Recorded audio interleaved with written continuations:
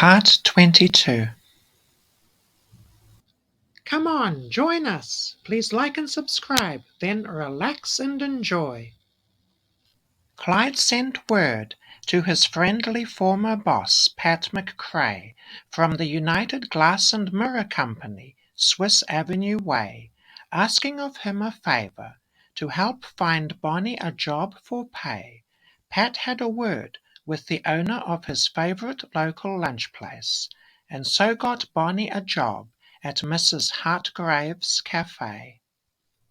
Pat came in often for his lunch, treated Bonnie like a daughter. Bonnie looked forward to his coming. She grew fond of him. It made her both happy and sad. She wished he could have been the father she'd not had. All this while, down in Huntsville pen, Clyde howled that abuse of prisoners should not be allowed. Overwork, running the dogs, they'd kill with impunity, they'd hint. Enraged, Clyde vowed that when his sentence was finally passed, that this prison stint would be his last. Bonnie spent a lot of time visiting Clyde's parents, and they came around to Bonnie's home to visit too. Marie stayed over for sleepovers.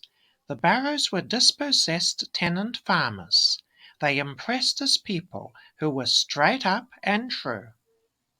They were fascinated by Bonnie and her mother Emma, in disbelief that their son Clyde had scored such a girl.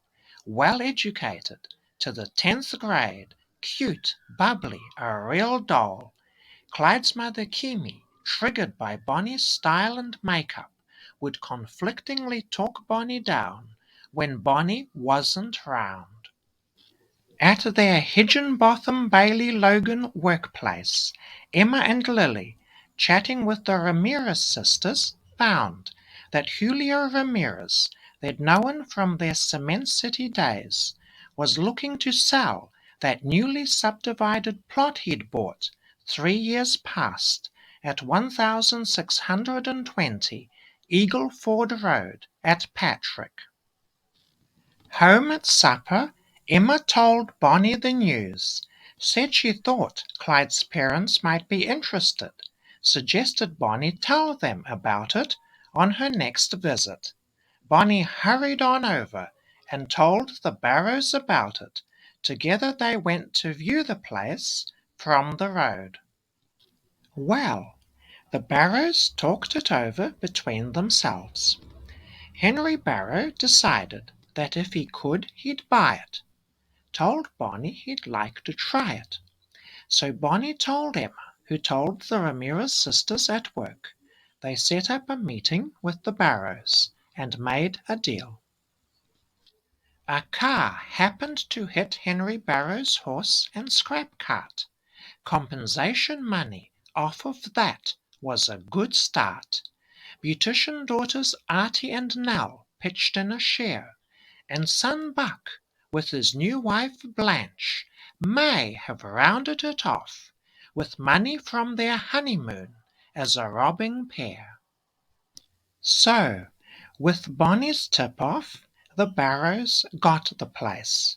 Henry had a relative with a filling station, decided a filling station would just suit this location. His relative helped him set it up apace.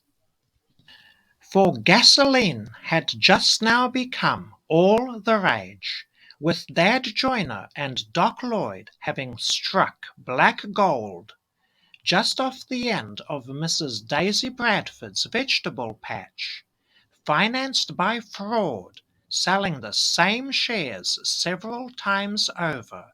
H.L. Hunt bought Joyner out, paying him $1 million and more. And so, yet another independent filling station came to Eagle Ford Road at dawn. 2 pumps with cheap East Texas over-quota hot gasoline, providing oil, tire service, well water, and possibly moonshine too. The Henry Basil Barrow Star Service Station's custom grew. Bonnie felt so happy inside, so happy that by helping Clyde's parents, she'd been able to do something good for Clyde. Every time she came over to visit Clyde's parents, the sight of the station filled her with pride. End of part 22. Come on, hit that like button and subscribe to this channel if you haven't already. The next part is coming soon.